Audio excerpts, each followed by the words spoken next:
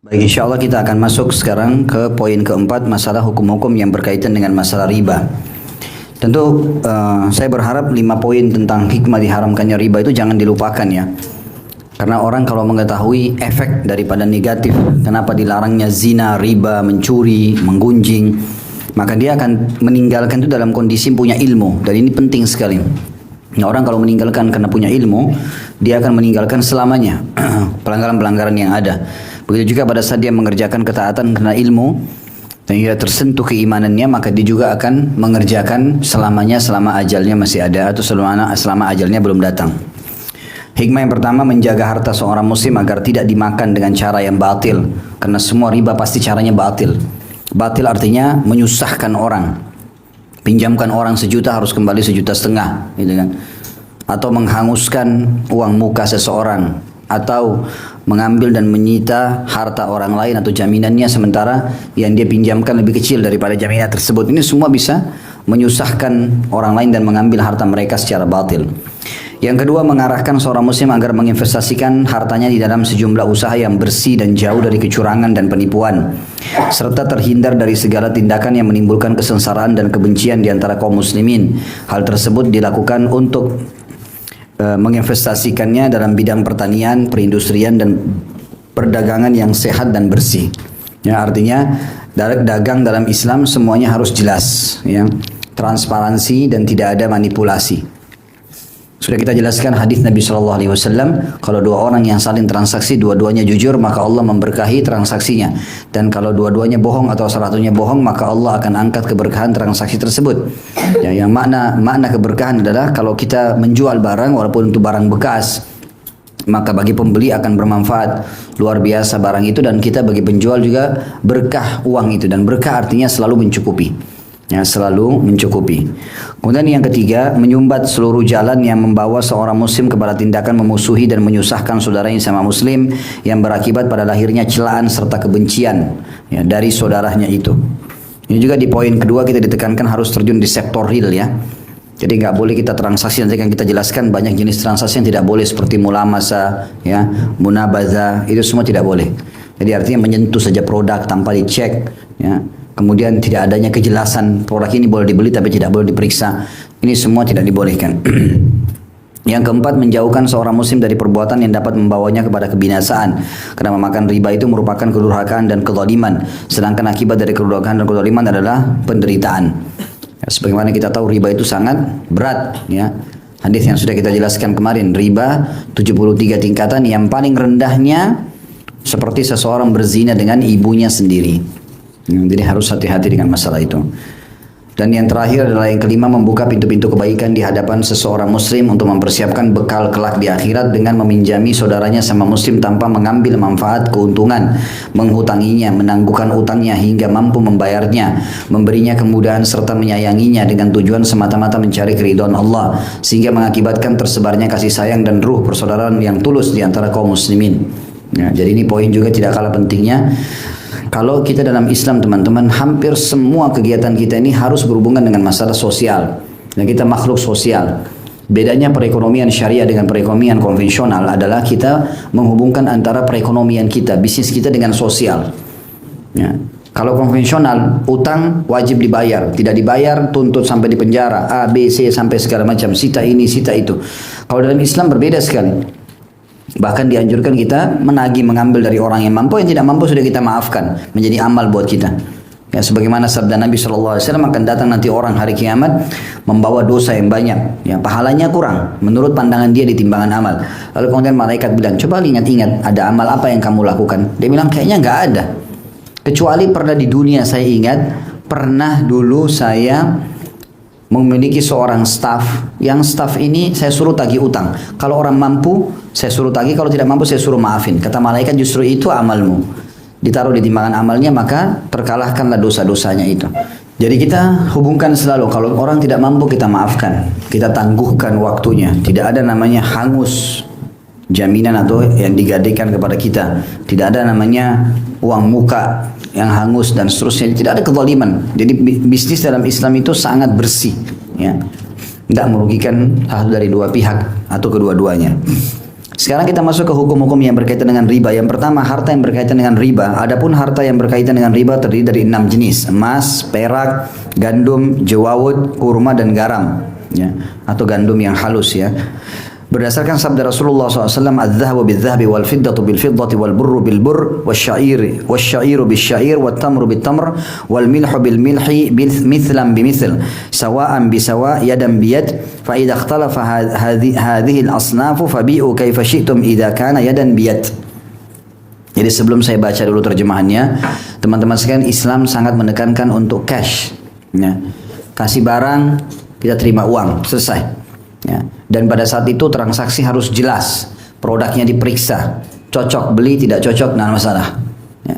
Dan itu yang asas daripada perdagangan dalam Islam. Jadi tidak ada membeli kemudian menjual dengan tidak kejelasan, ditaruh dalam dus, nggak bisa dicek, ya, dan seterusnya. Ini nanti akan kita jelaskan panjang lebar di beberapa contohnya.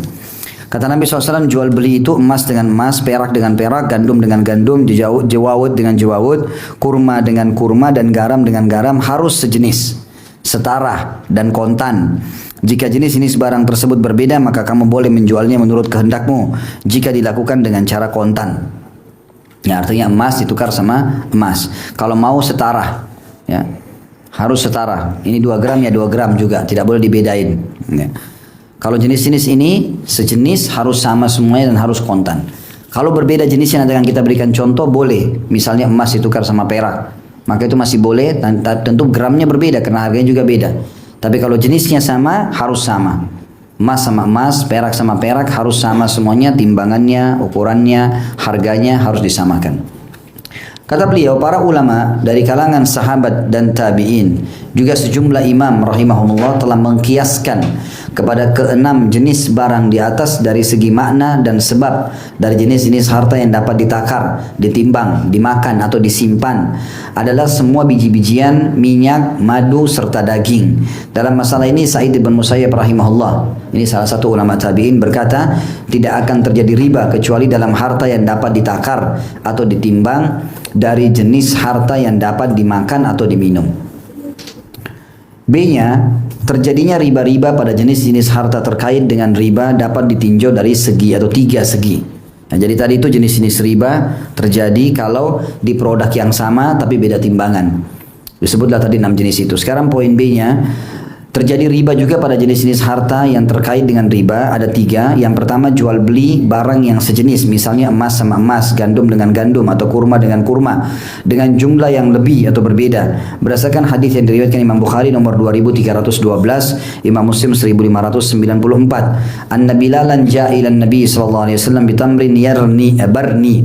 فقال له النبي صلى الله عليه وسلم من أين هذا يا بلال قال كان عندنا تمر رديء فبئت صاعين بصاع لمطعم النبي صلى الله عليه وسلم فقال النبي صلى الله عليه وسلم أواه عين الربا لا تفعل ولكن إن أردت أن تشتري فبئ التمر ببيع آخر ثم اشتري به. Bahwa suatu ketika Bilal datang kepada Nabi SAW sambil membawa buah kurma yang bagus, kualitasnya bagus. Nabi SAW bertanya kepadanya, "Hai Bilal, dari mana kau dapat kurma yang bagus ini?" Bilal menjawab, "Kami mempunyai kurma yang jelek. Lalu aku menjual 2 sak kurma yang jelek dengan sak 1 kurma ini." Sak itu kurang lebih 2 telapak tangan lah ya. Jadi 2 telapak tangan orang dewasa kalau saya tidak salah itu. Maka karena kurmanya Bilal tidak bagus, dia jual 2 sak, ditukar dengan 1 sak. Kalau kita 2 kilo kurma tidak bagus, ditukar dengan 1 kilo kurma yang bagus. Ya. Maka Nabi SAW tiba-tiba marah sambil mengatakan, ya, dan itu kata Bilal, tujuanku untuk memberi makanan Nabi SAW. Karena aku mau berikan kepada anda, aku berikan anda yang terbaik. Maka Nabi SAW bersabda, itulah riba. Jangan kamu lakukan perbuatan itu. Jadi kurma, sama-sama kurma lalu ditukar, ini 2 kilo, ini 1 kilo. Nggak boleh. Tapi kalau kau ingin membelinya, kurma yang bagus, maka jual dulu kurmamu yang tadi yang tidak bagus itu dengan transaksi penjualan yang lain. Lalu belilah kurma yang lain dengan hasil penjualan kurma tadi. Jadi kalau misalnya seseorang mau jual kurma, ya, misalnya dia kurmanya buruk atau mangga misalnya, ya, mangganya yang biasa dia mau tukar dengan mangga yang bagus. Ini 2 kilo, ini 1 kilo, lalu langsung dibarter. Udah 1 kilo manggamu itu saya tukar dengan 2 kilo mangga ini karena ini kualitasnya kurang bagus. Ini nggak boleh. Yang boleh kurma kita yang tidak bagus dijual dulu, berapa duitnya, baru kita beli cash yang bagus itu. Jadi nggak boleh langsung dibarter. Jelas nggak ini? Siang-siang belajar fikih ya. Hah? Hidup nggak? Baik. Kedua, jual beli dua barang yang berlainan jenis. Kalau tadi sama jenisnya. Emas sama emas, kurma sama kurma, gandum sama gandum, ini nggak boleh kecuali harus sama. Kalau mau dibarter, maka jual dulu barang, baru kemudian kita transaksikan. Kedua, jual beli dua barang yang berlainan jenisnya, misalnya emas dengan perak atau gandum dengan kurma, di mana salah satu dari keduanya ada di tempat, sedang yang satu lagi tidak ada di tempat. Berdasarkan sabda Nabi SAW, la tabi'u minha ghaiban binajiz. Janganlah kamu menjual barang yang tidak ada dengan barang yang sudah ada. Hadis riwayat Bukhari nomor 2177. Juga sabda Nabi SAW, bi'udz zahaba bil fiddati yadan biyad. Juallah, kalaupun mau jual emas dengan perak, maka harus secara kontan. Hadis ini diriwayatkan oleh Tirmidzi nomor 1240. Juga sabda Rasulullah SAW, az-zahabu bil wariki riban illa ha'an wa ha'an. Jual beli emas dengan perak dimungkinkan untuk terjadinya riba, kecuali dilakukan secara kontan. Nah, jadi ini tinjauan terjadinya riba yang kedua. Kalau tadi jenisnya sama yang pertama, emas sama emas, kurma sama kurma, ini harus takarannya sama, jenisnya sama. Kalau mau beda, maka harus dijual dulu punya kita, berapa dapat duit baru kita beli yang kita mau. Ya. Yang kedua tadi adalah jual beli barang yang berbeda, emas sama perak, gandum sama kurma, ini dibolehkan, tapi dengan syarat dua-dua barangnya ada di tempat. Kalau barangnya tidak ada di tempat, saya punya mangga nih, saya mau jual. Nanti saya tukar dengan nangka kamu di sana, tapi nangkanya nggak ada. Ini nggak boleh, harus ada. Jadi kontan di depan mata. Begitu juga dikatakan di sini, emas sama perak dimungkinkan terjadi riba kalau tidak ada atau tidak dilakukan secara cash. Nanti saya bayar ya, sekarang emasnya saya ambil dulu. Nggak ada semua dalam Islam itu. Udah besok kamu mau beli, besok baru kamu bawa uangnya, transaksikan besok, selesai. Ya. Tidak ada ceritanya ambil barang orang dulu kemudian kita tidak bayar. Ya. Itu nggak boleh, berarti dia masih dalam bentuk titipan, bukan transaksi jual beli. Dan ini beda.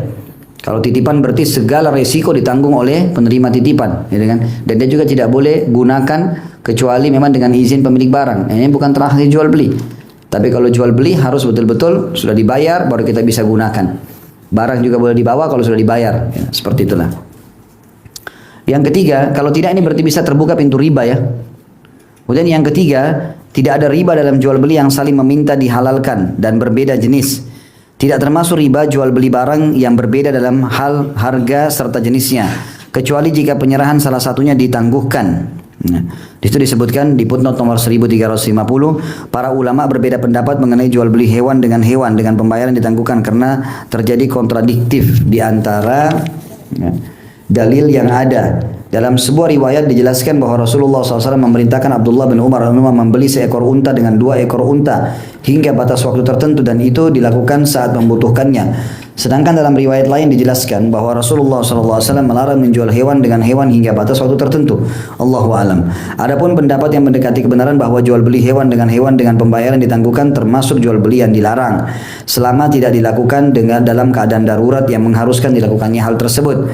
Sedangkan jual beli binatang dengan binatang yang dilakukan dengan kontan, maka hal itu tersebut dibolehkan baik dilakukan dengan harga yang berbeda atau tidak, sebagaimana dijelaskan dalam hadis yang sahih. Ini masih footnote-nya ya. Kita kembali kepada isinya lagi kembali. Tidak termasuk riba jual beli barang yang berbeda dengan dalam hal harga serta jenisnya, kecuali jika penyerahan salah satunya ditangguhkan. Jadi diperbolehkan menjual emas dengan perak dengan jumlah yang berbeda, menjual gandum dengan kurma atau menjual garam dengan gandum dalam jumlah yang berbeda, jika hal tersebut dilakukan secara kontan, yakni penyerahan salah satunya tidak ditangguhkan. Hal ini berdasarkan sabda Nabi SAW, فَإِذَا اخْتَلَفَتْ هَذِهِ الْأَصْنَافُ فَبِئُوا كَيْفَ شِئْتُمْ إِذَا كَانَ يَدًا بِيَدٍ. Jika jenis barang-barang berbeda, maka juallah menurut kehendakmu jika dilakukan secara kontan. Hadis ini riwayat Bukhari Muslim dan lafadznya Imam Muslim nomor 1587. Ya. Jadi dalam paragraf ini dimaksudkan adalah kalau emas sama emas harus sama-sama jenisnya, sama-sama timbangannya dan harganya, ya baru bisa dibarter. Kalau tidak, maka harus dijual dulu yang punya kita baru kita jual atau beli yang satu. Ya, itu tadi poin pertama.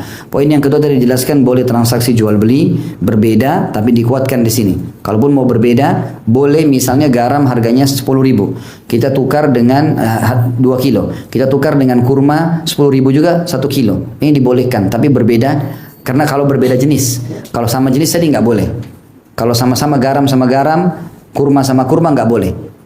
Harus betul-betul sama kualitasnya, memang cuma sekedar mau ditukar sama kilonya. Kalau beda nggak boleh, jadi riba, gitu kan. Tapi kalau beda jenis dibolehkan karena ada perselisihan harga. Jadi boleh garam sama gandum misalnya, ini 10.000, ini 10.000, tapi beda takaran kilonya. Cuma syaratnya cash, dilakukan secara kontan.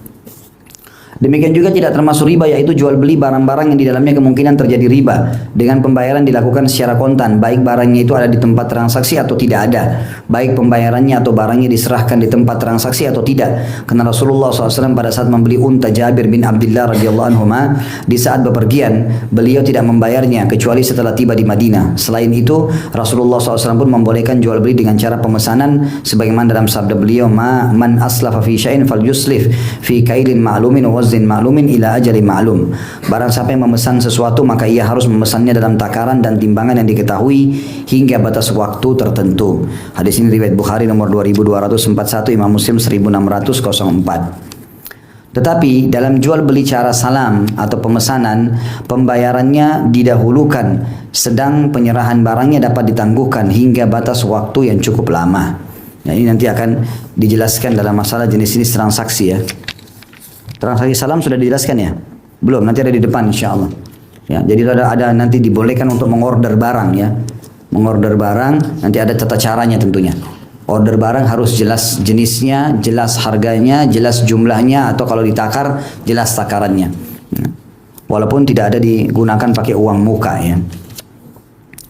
Kemudian yang selanjutnya dia jenis-jenis barang yang berkaitan dengan riba. Harta yang berkaitan dengan riba sendiri dan dari berbagai jenis, mayoritas sahabat dan para imam telah menuturkannya sebagai berikut, yaitu emas, perak, gandum, juwawud, semua jenis kurma, semua jenis biji-bijian atau kacang-kacangan, seperti kacang full atau kedelai, kacang himmas, ini hummus mestinya ya, atau himmas di sini dikatakan. Ini mirip juga kacang gandum ya, beras, jagung, minyak, madu dan semua jenis daging, termasuk daging unta, daging sapi, daging kambing, semua jenis daging burung dan semua jenis ikan, ya, semua jenis ikan.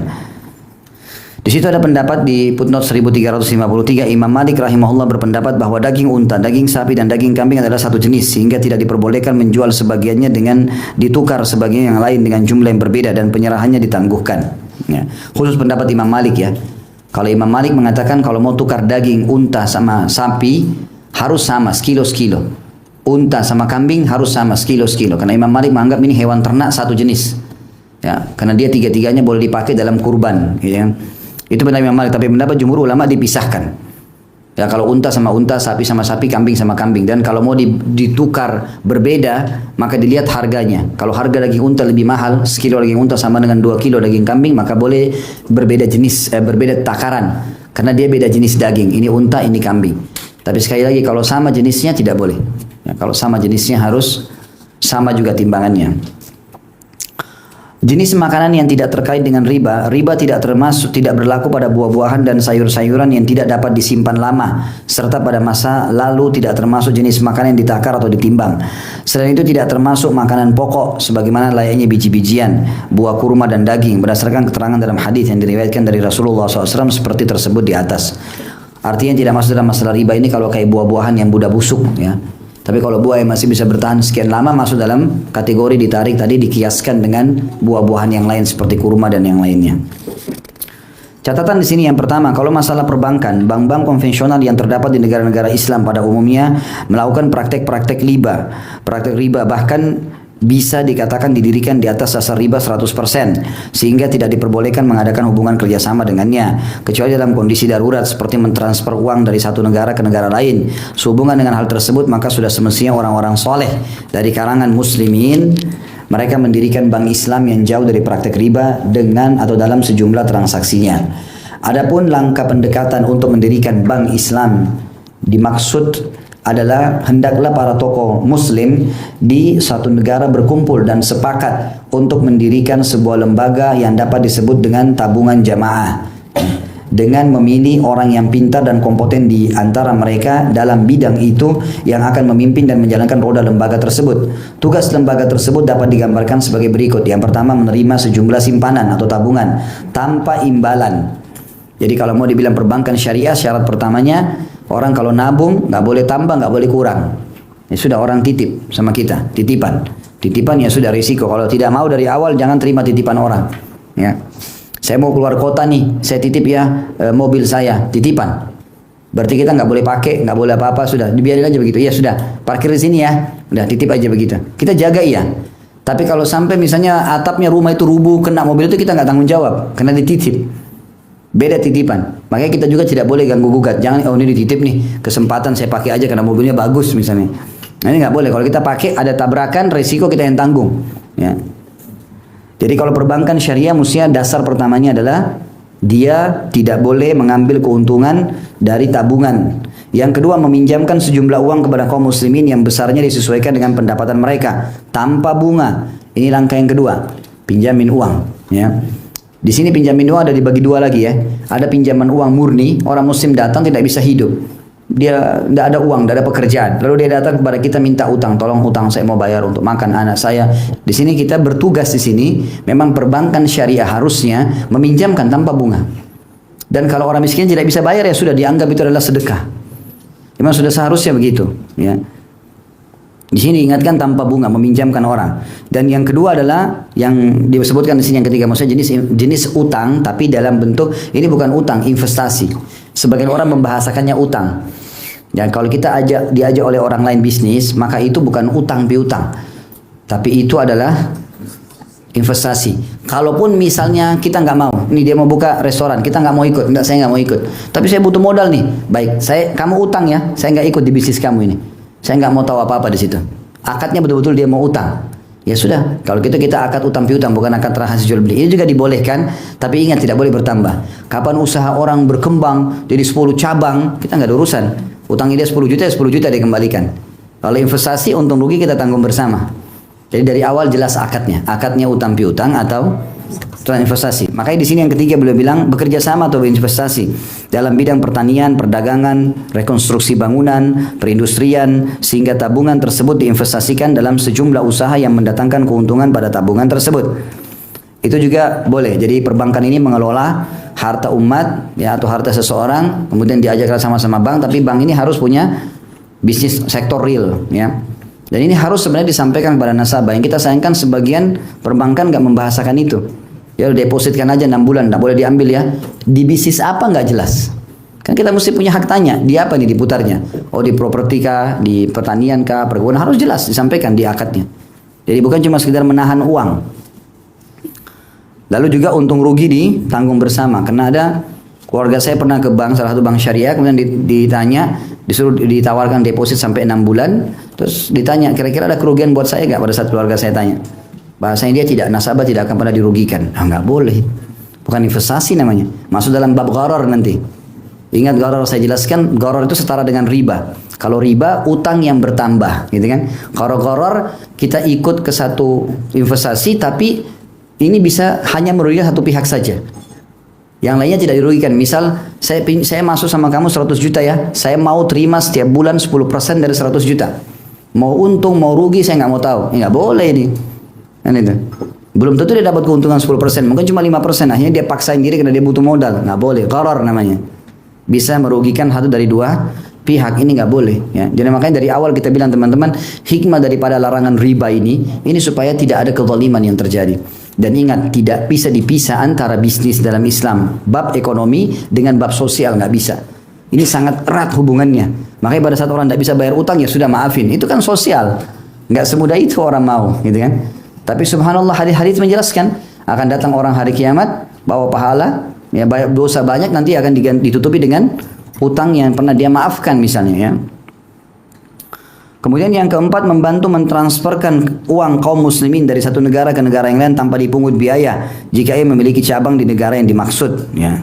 Tentu kalau tidak ada maka boleh ada biaya, tapi sebatas memang kebutuhan biaya itu. Jadi di sini dalam transfer uang tidak boleh ada keuntungan, ya. Karena ada hubungannya ini jasa. Makanya tadi saya bilang tidak boleh teman-teman dalam Islam itu, di ekonomi Islam itu murni bisnis saja. Sehingga pikirannya orang-orang kapitalis ini, setiap dia kenal orang, saya dapat untung apa dari orang ini? Setiap dia bantu orang, saya dibayar apa ini? Ini nggak ada dalam Islam ini. Karena yang kita dahulukan bukan itu. Bantu orang sosial dulu. Kalau nanti ada diberi sesuatu itulah. Karena pemikirannya dari awal kalau sudah dibangun, kamu harus ambil apa nih, keuntungan apa. Ya, sampai apapun, akhirnya suami istri saling hitung-hitungan. Ya, kamu utang kemarin begini, kamu begini. Ini satu badan, gimana caranya hitung-hitungan, gitu kan? Jadi terjadi karena pikiran kapitalis yang dipakai. Kalau pikiran Islam tidak ada itu. Suami istri sudah kantong-kantongnya sudah, masing-masing sama-sama saling membantu. Hari ini suami beli susu, besok tidak ada uangnya, istri yang punya uang, istri yang beli. Itu biasa sekali dalam Islam. Tapi kalau pikiran kapitalis tidak ada itu. Pokoknya hitung-hitungan sampai ada anak tagih pak orang tuanya. Orang tua bukan utang teman-teman sekalian. Antum ini bagian dari orang tua. Sampai pernah ada sahabat dia pergi kerja, so ayahnya datang minta duit sama istrinya dia. Begitu dia pulang dia tanya istrinya dia yang datang, ada ayahmu tadi ambil uang. Kenapa kau kasih? Ya itu kan ayahmu. Saya mau lapor. Dia lapor kepada Nabi SAW. Ya Rasulullah tadi ayah saya ngambil duit, tidak bilang izin sama saya. Dia pikir dia benar. Maka Nabi SAW berubah raut wajah beliau marah lalu mengatakan, Anta wa malika li abik. Kamu dan hartamu milik ayahmu. Ada apa nih menganggap orang tua utang? Aneh betul. Tapi ada anak begitu sampai melaporkan orang tuanya di polisi. Ini kapitalis murni gitu kan. Ini saya status Islamnya hanya di KTP saja. Gak bisa, dalam Islam bukan begitu. Bahkan teman-teman dalam Islam kita dididik kalau kita makin sering royal di jalan Allah, justru sedekahnya itu, udahlah nggak bisa bayar nggak apa-apa, udah bantu ini, bantu itu. Justru kekayaan akan banyak. Makanya Sa'ad bin Ubadah radhiyallahu anhu, sahabat Nabi yang mulia, itu jadi kaya raya justru karena dermawannya. Sampai setiap hari dia membawa 80 orang dari ashabus suffah, ya, orang miskin di belakang rumah Nabi SAW untuk makan setiap hari 80 orang. Dan setiap hari di rumahnya diiklanin. Ada satu petugasnya teriak dari atap rumahnya, teriak. Zaman dulu kan tidak ada mikrofon, tidak ada media kayak kita sekarang, orang teriak. Siapa yang butuh daging dan minyak? Ya, kadang-kadang siapa yang butuh daging sama keju? Maka silakan ambil. Siapa saja, silakan. Kenal tidak kenal, sosial bisa datang ambil. Maka kita bisa justru dengan itu dia jadi kaya raya. Tidak pernah habis hartanya Sa'ad radhiyallahu anhu. Nah ini kisah-kisah seperti ini harus kita dikorek kembali dan kita lihat bagaimana kehidupan kaum salafus saleh. Bahkan mereka kaya raya justru karena ini. Ya, ini tidak boleh diluputkan ya. Karena kita kalau menggunakan sistem kapitalis sekali lagi susah. Karena kita selalu lihat untung apa saya dari orang ini. Begitu berteman, salaman, kenalan nama, ini jabatannya apa nih? Saya harus dapat apa? Itu yang paling pertama. Bukan itu teman-teman. Ukhuwah Islamiyah, biar tukang sampah kita salaman, kenalan. Mungkin dia lebih rajin daripada kita ke masjid. Maka kita kejar ketakwaannya. Kan gitu. Itu yang harus kita pikirkan. Yang kelima, setiap awal tahun tabungan dihitung dan keuntungan yang diperoleh dibagikan kepada para pemilik saham sesuai dengan jumlah saham yang dimiliki. Kalau ada orang yang memang masuk di situ, misalnya sekarang ini di peraturan pemerintah kita ada namanya BMT juga ya, Baitul Mal wa Tamwil. Itu kalau saya tidak salah levelnya masih di bawah perbankan kalau modalnya masih kecil. Maka itu bisa teman-teman bergabung buat itu. Isinya BMT itu seperti ini. Yang meminjamkan uang orang dan yang kita cari investor-investor, siapa muslim-muslim yang punya uang ayo ikut nih. Kita sudah sodorkan beberapa proposal berhubungan dengan kegiatan bisnis. Kita mau bangun rumah sakit Islam, kita mau buat ini. Ya kita sudah punya proyeknya, prediksi keuntungan sekian, mereka ikut. Nah semua bisnis itu kita kelola, kemudian kita bagi hasil di akhir tahun. Tapi dibedain ya, mana investor BMT, mana nasabah. Nasabah nggak ada hubungannya. Nasabah yang titip uang ya sudah titip uang saja. Itu sebagai jasa di situ. Jadi kita mencari pahala. Jelas sampai sini ya? Jadi teman-teman ingat, jangan pisahkan sosial, sedekah itu dengan kegiatan ekonomi kita, nggak bisa dipisahin. Memang sudah harus bersatu itu. Bahkan kita sering memberi. Imam Abu Hanifah rahimahullah pernah kedatangan seorang wanita tua, dia mau beli kain sutra karena beliau punya toko sutra besar di Irak, kaya raya gara-gara itu. Salah satu dari 4 imam madhab. Ya, Imam Abu Hanifah ini pernah didatangi seorang ibu, dia bawa uang sekitar 30-an dirham kalau tidak salah, sekitar begitu. Harganya nih minimal 100 dirham. Maka ibu ini mengatakan, oh ya Bu, wahai imam, panggil imam. Ya, kalau kita kayak kiai atau ustad, saya mau beli kain sutra, uang saya cuma ada sekian. Kata Abu Hanifah, ada, ambillah. Langsung disuruh ambil kain sutra yang harganya 100, uangnya cuma 30. Ibu itu ambil dengan senang, tapi dia sempat tanya sebelum pergi. Dia bilang, saya sudah keliling semua, tidak ada yang pernah jual sutra seharga ini. Kenapa kok bisa jual dengan saya? Apa jawaban Abu Hanifah, seorang ulama yang faham? Dia mengatakan, wahai ibu, saya kemarin beli 10 kain sutra, 9-nya sudah laku. Saya sudah dapat keuntungan. Sekarang Anda seorang muslimah, butuh ini dan tidak cukup uang. Maka saya menganggap ini keuntungan saya. Saya jual berapapun saya mau, silahkan. Lihat, tidak ada pisahnya antara ekonomi sama sosial. Ada saatnya di mana dia kasih. Kita punya restoran, orang datang miskin, bukan diusir, kasih makanan. Dia nggak mungkin mampir kecuali dia mau, kan gitu. Jadi memang ada kegiatan-kegiatan itu ya, yang kadang-kadang subhanallah kita luput. Harusnya kita hubungkan dengan masalah seperti ini. Di Saudi kejadian ada satu orang, kisah nyata berapa waktu lalu terjadi. Dia punya toko selimut, harga selimutnya paling murah 200 rialan satu. Ada orang miskin masuk, bajunya kumuh, musim dingin.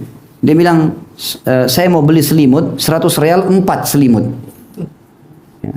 Jadi nggak mungkin, karena satu aja sudah 200 rial harganya. Tapi dia orang miskin, dia nggak ngerti. Musim dingin dia bilang saya butuh 4 untuk saya, istri saya sama 2 anak saya, kedinginan. Gitu kan? Lalu pegawai toko itu bilang nggak ada. Yang punya toko lihat, dia bilang sudah dikasih isyarat pegawai biar saya yang tangani. Dia bilang kenapa bapak? Saya mau beli selimut 100 rial 4. Kata yang punya toko ada. Silakan pilih selimut apapun di sini, Anda boleh ambil 100 rial 4. Padahal minimal harga 200 rial. Berarti ada yang 500 rial, ada yang 1000 rial, tergantung. Kalau bed cover yang besar, yang mungkin lebih mahal. Orang itu pilih sesukanya, setelah selesai di kasir yang punya toko yang tunggu. Dia juga tidak tahu kalau ini pemilik tokonya. Ya. Dia tunggu, dibayar 100 rial, dikasih. Pergilah orang itu. Habis itu dikumpul semua dia pegawainya.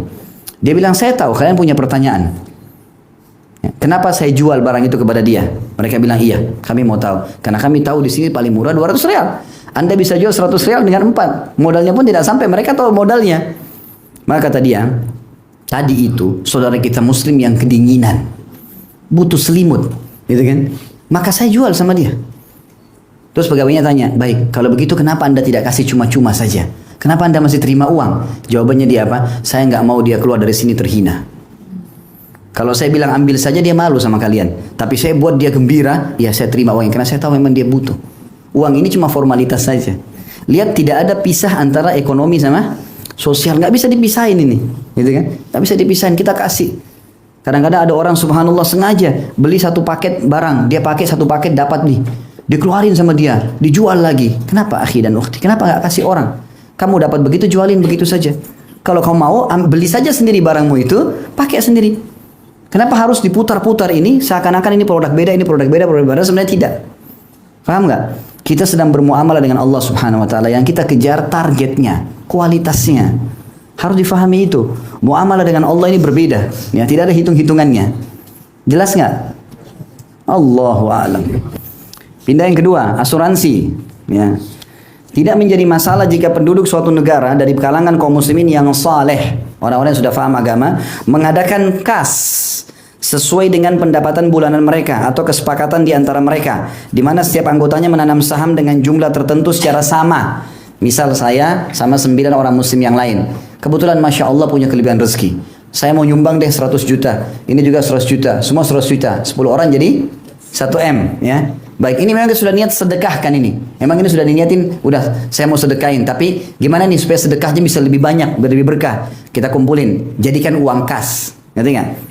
Kas ini menjadi simpanan khusus bagi para anggotanya. Siapa saja di antara mereka yang tertimpa musibah seperti kebakaran, kehilangan harta, atau hal-hal yang terkait dengan badan, baik itu kesehatan ataupun kecelakaan, maka diberikan kepadanya santunan yang dapat meringankannya dari musibah yang menimpahnya.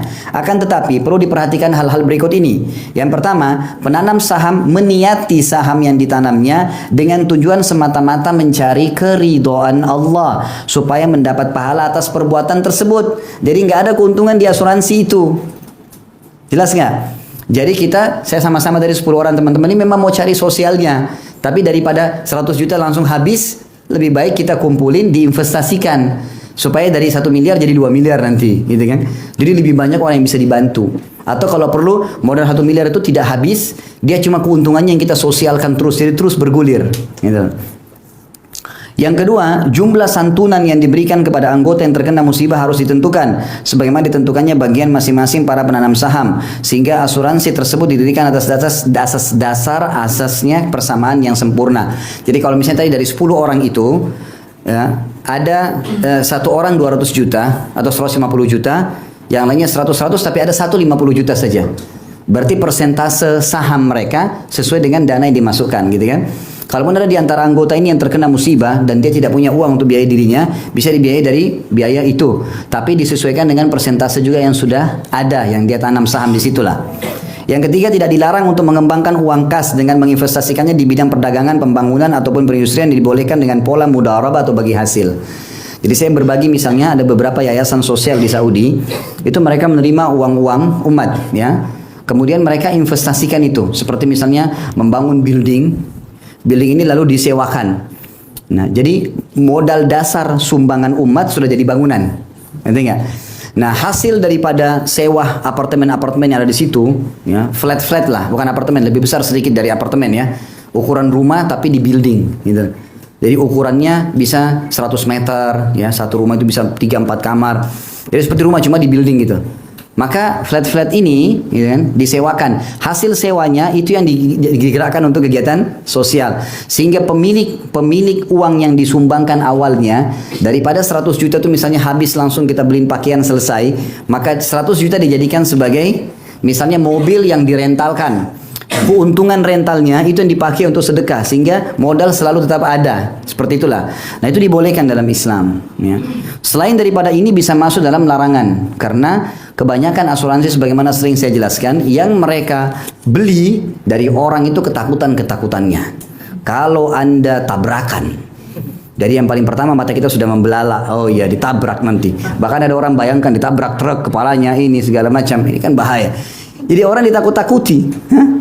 Kalau usaha Anda kebakaran, kalau begini dan begitu, gempa bumi. Sekarang teman-teman, kita pakai mobil. Mana lebih banyak, tabrakan atau selamat? Nah, yang dibeli oleh asuransi itu yang tabrakannya. Enggak ya?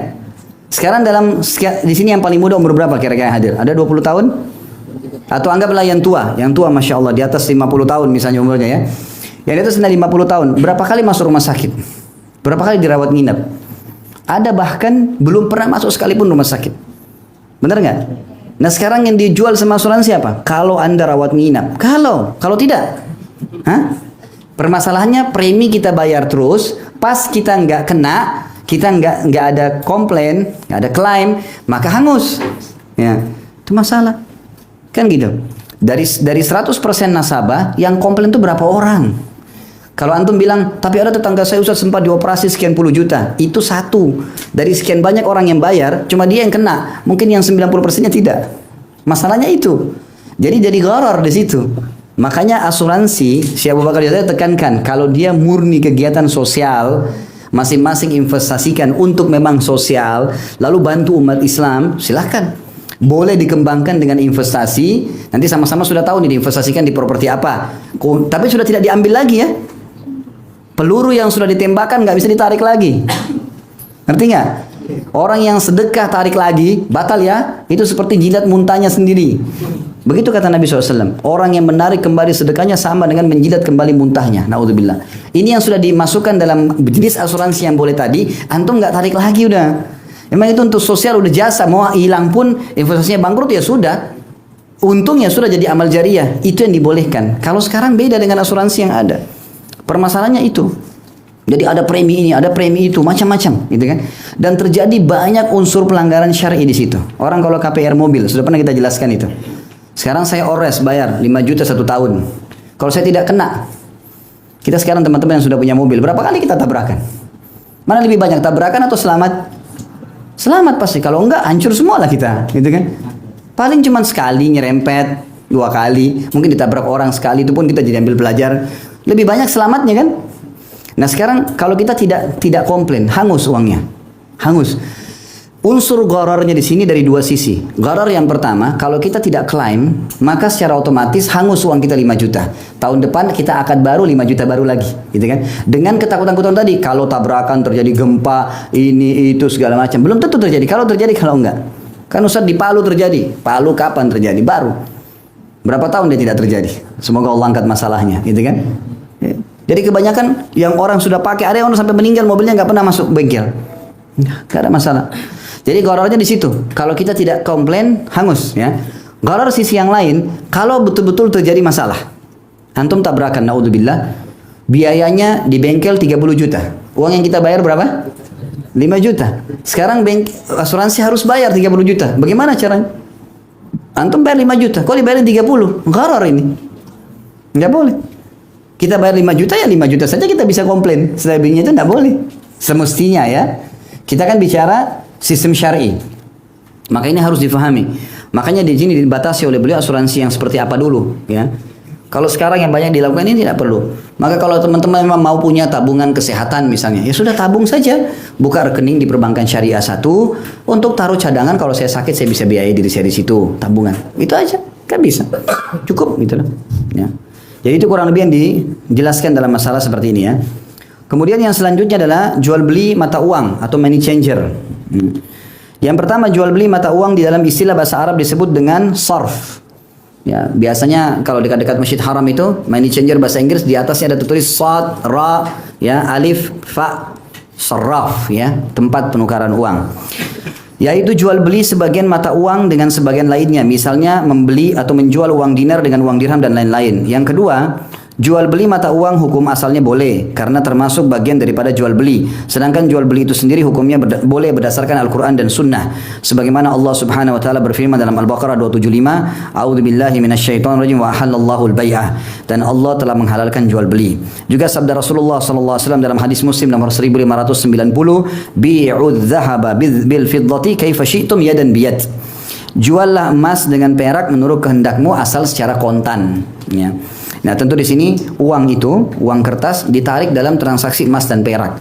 Karena dia kan memang secara hitungan-hitungannya pun kembali kepada perhitungan emas dan perak itu ya.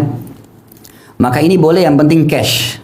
Yang penting cash ya. Sebagian ulama mengatakan di zaman kita sekarang boleh transaksi dengan transfer, tapi dengan syarat transfernya kita tahu. Misal gini, kita bawa uang ke money changer $10.000, berarti kan 140 juta ya.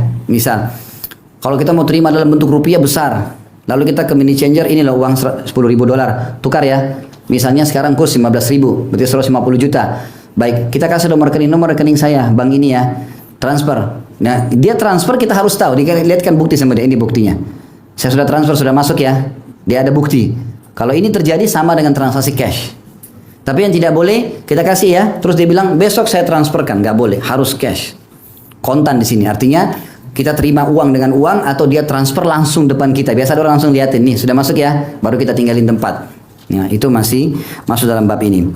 Yang ketiga, hikmah disyariatkan jual beli mata uang adalah untuk memudahkan seorang muslim menukar mata uang yang satu dengan mata uang yang lainnya sesuai dengan kebutuhannya.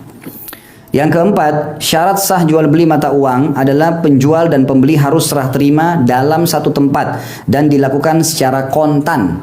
Berdasarkan sabda Rasulullah SAW, juallah emas termasuk dalamnya mata uang dinar dengan perak termasuk dalamnya mata uang dirham menurut kehendakmu secara kontan. Juga berdasarkan keterangan dituturkan oleh Umar radhiyallahu anhu, tidak demi Allah janganlah kamu berpisah darinya sehingga kamu mengambil darinya, karena Rasulullah SAW telah bersabda jual beli emas termasuk dalamnya mata uang dinar dengan perak termasuk dalamnya mata uang dirham dimungkinkan terjadi riba kecuali dilakukan secara kontan. Umar radhiyallahu anhu mengatakan hal itu kepada Talha bin Ubaidillah saat Malik bin Aus radhiyallahu anhu bermaksud menukarkan uang kepadanya. Maka Talha mengambil dahulu uang dinar darinya seraya Malik berkata kepadanya, tunggu hingga pengawalku datang dari hutan. Ketika itu Talha memberikan sejumlah uang dirham kepadanya. Jadi artinya kalau kita kasih ya berarti sudah harus ada tukarnya. Sudah harus ada nilai tukarnya. Masuk dalam kehati-hatian sini teman-teman, kita kalau ke money changer kemudian kita mau tukar nih $10.000, ini uangnya. Terus dia bilang, oh uang saya lagi diambil sama pegawai saya dari bank. Tunggu dulu ya. Ya udah tunggu, uangnya antum pegang. Jangan kasih dia. Paham nggak? Karena dia belum pegang uang. Kita harus cash, kontan. Kita kasih, dia kasih. Ngerti nggak? Kalau kita kasih lagi dia sementara hitung nggak ada masalah. Tapi uangnya masih belum sampai, jangan. Mungkin pegawai yang dirampok tengah jalan. Allahu alam, jatuh di sungai, hanyut dia, mati. Uangnya hilang, kan bisa terjadi ya. Maka Islam menjaga itu. Tidak boleh ada kerugian. Ya kalau orang ini yang hilang uangnya ya itu resiko dia. Tapi kita nggak ada hubungannya, kan gitu. Maka uang itu kita pegang dulu. Jelas ya? Makanya kalau transaksi barang, saya ambilin barangnya, ya diambilin dulu, silahkan. Uang kita pegang. Itu bukan pelit ya. Justru itu cara syar'i. Begitu barang datang, sudah kita cek, sudah cek ya cocok, ini uangnya. Selesai. Jadi semuanya aman. Kan gitu. Ada orang nggak tahan dulu duitnya orang, lalu kemudian dipakai beli sama dia barang, dia tidak ada modal, nggak boleh ini. Sudah kita jelaskan masalah itu ya. Kata Nabi SAW, jangan jual barang yang bukan milikmu. Kita bukan pakai uangnya orang, gimana caranya? Orang online banyak gitu kan, transfer uang, dia pakai uangnya orang beli barang. Ini sama saja orang titip. Berarti kalau titip nggak boleh ada keuntungan. Jelas nggak? Saya jelaskan itu hari kita pakai casing handphone bagus. Teman kita di sebelah tanya, beli di mana? Oh dekat rumah saya. Saya titip ya. Perhatikan, bahasa saya titip berarti antum beli 50.000 kasih dia 50.000, nggak boleh ada keuntungan. Jelas nggak ini? Sering ada yang pura-pura nggak dengar. Hah? Dia mau ambil keuntungan dari situ. Titip berarti titip. Ingat, tidak boleh dipisah antara ekonomi bisnis sama sosial. Di sini antum bantu orang seorang muslim, pahala yang antum kejar. Kecuali kita memang jual, kita pakai nih, kita promosikan ke orang. Atau orang tanya, ini jual beli di mana? Oh saya jual nih. Memang kita punya produknya, bukan bohong ya. Ini saya jual. Berapa harganya? 50.000. Oke, transaksi baik. Tidak boleh dia bayar dulu. Tunggu dulu. Antum bawa barang ini, barangnya, kemudian dia bayar. Jelas ya? Yang kelima, sejumlah ketentuan hukum yang berkenaan dengan jual beli mata uang. Yang pertama, boleh tukar menukar uang emas dengan uang emas dan uang perak dengan uang perak atau mata uang lainnya jika dilakukan dengan jumlah yang sama sehingga jumlah yang satunya tidak dilebihkan dari jumlah yang satu lagi. Hal tersebut berdasarkan sabda Rasulullah sallallahu alaihi wasallam, "La tabi'u adh-dhahaba bidh-dhahabi illa mithlan bimithal wa la tushiffu ba'daha 'ala ba'd wa la tabi'u al-warikati bil-warikati illa mithlan bimithal wa la tushiffu ba'daha 'ala ba'd wa la tabi'u minha ghaiban binajiz." Janganlah kamu menjual emas dengan emas, termasuk dalamnya uang emas, kecuali jumlahnya sama. Serta janganlah kamu menangguhkan sebagian atas sebagian lainnya. Maksudnya jangan sampai kayak tadi ya. Ini saya jual tapi uangnya masih belum ada, dia belum bisa ganti, dia belum bisa kasih lawan gantinya, ini nggak boleh. Jangan kamu menjual uang perak dengan perak, termasuk dalamnya mata uang perak, kecuali jumlahnya sama, serta janganlah kamu menangguhkan sebagiannya atas sebagian yang lain. Jadi harus cash, kontan. Janganlah kamu menjual dari keduanya antara yang tidak ada di tempat transaksi dengan yang ada di tempat. Hadis ini riwayat Bukhari nomor 2177 dan Muslim 1584. Selain itu harus diserah terimakan dalam satu majelis. Berdasarkan sabda Rasulullah SAW. Jadi termasuk hati-hati teman-teman tadi yang saya bilang ditransfer ya. Kita kasih $10.000, walaupun kita percaya orangnya, lalu dia bilang nanti saya transferkan. Kata-kata nanti nggak boleh.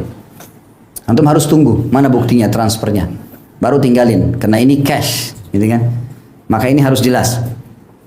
Sesuai dengan sabda Nabi SAW, "Az-zahabu bil-zahabi riban illa ha'an wa ha'an, wal fiddatu bil fiddati riban illa ha'an wa ha'an."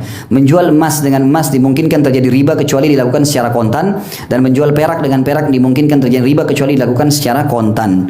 Hadis ini riwayat Imam Bukhari nomor 2134. Kemudian yang kedua, di poin nomor 5 ini ya, dalam jual beli mata uang diperbolehkan melebihkan salah satunya dari jika jenisnya berbeda. Misal menjual uang emas dengan uang perak jika dilakukan dalam satu majelis berdasarkan sabda Rasulullah SAW, "Idza ikhtalafat hadhil asya'u fabi'u kaifa syi'tum idza kana yadan biyad."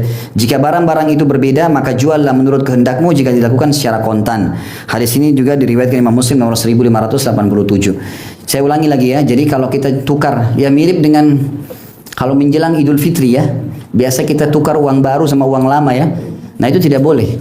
Tidak boleh lebih maksudnya. Jadi kalau 100.000 ya 100.000. Ngerti nggak?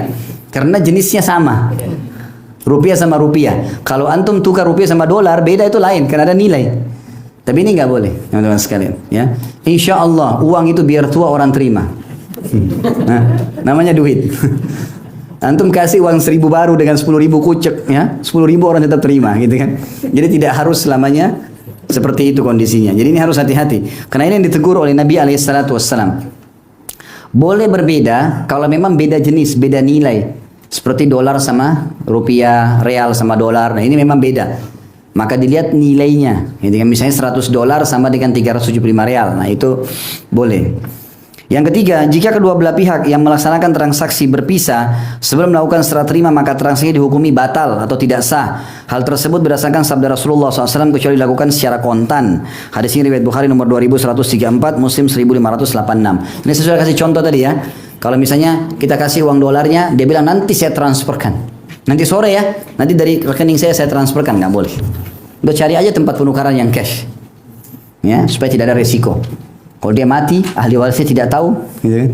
Terjadi kebakaran di tempatnya dia, manajernya hangus semua, nota yang kita pakai pun hangus, kita nggak tahu. Banyak resiko-resiko. Nah, Islam menjaga supaya jangan ada resiko itu terjadi. Jelas nggak sampai sini? Ya. Alhamdulillah. Ya Allah, saksikanlah. Waktu asar sudah masuk. Subhanakallahumma bihamdika asyhadu an la ilaha illa anta astaghfiruka wa atubu ilaik. Wassalamualaikum warahmatullahi wabarakatuh.